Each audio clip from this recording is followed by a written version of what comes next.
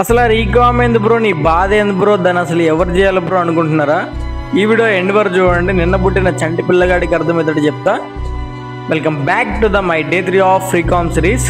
Wait loss అవ్వకూడదు, weight gain అవ్వకూడదు, కానీ ఫ్యాట్ లాస్ అవ్వాలా, మజిల్ గెయిన్ అవ్వాలి, ఇదంతా ఒకటేసారి జరగాల, ఒకే టైంలో జరగాల అన్న వాళ్ళకి ఈ రీకంపోజిషన్.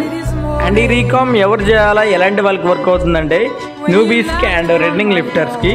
న్యూబీస్ అంటే కొత్తగా జిమ్ స్టార్ట్ చేసిన వాళ్ళకి వర్క్ అవుతుంది.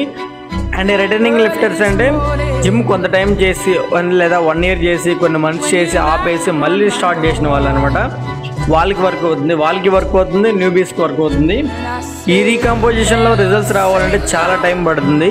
రీకంపోజిషన్ అంటేనే స్లో ప్రాసెస్, కానీ బాడీ మాత్రం ర్యాంప్ అవుతుంది.